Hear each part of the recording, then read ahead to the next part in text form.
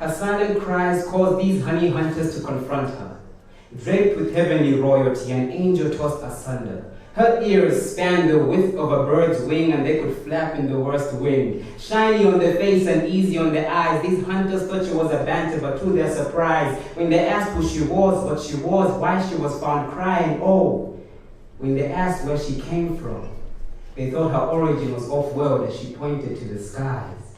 You see, she was tucked under the clouds using cumulus blankets and must have slipped off her bed after a celestial banquet. Gravity pulled her down in majestic robes from the edges of heaven in magical clothes. She knew the dust between her toes would bring woes, for she was grounded on the earth below. She looked to the sky and couldn't reach for it any closer, and wept over how her angelic parades were over. Her remaining days are somber, but she quickly gathered herself up and asked, why not be an off-worldly immigrant?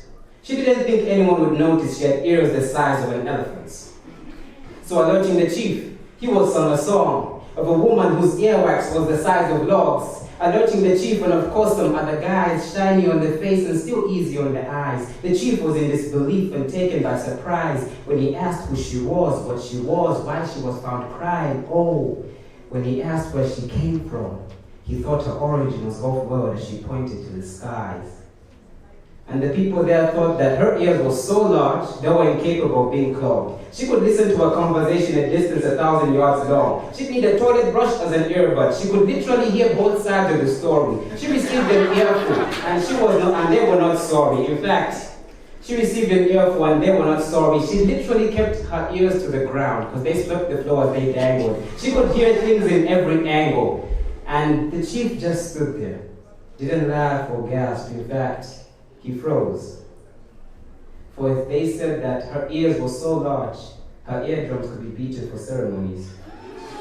And the chief was impressed by her lack of acrimony. You see, she was uneasily provoked despite being the butt of their jokes. So the chief said before everyone who stood in that place, as he said, not all queens need crowns. Not all queens require bows. Some queens just have majesty dripping from their brows. Some queens fall from the sky. Some queens don't need majestic robes. Some queens can birth nations and bear magical earlobes.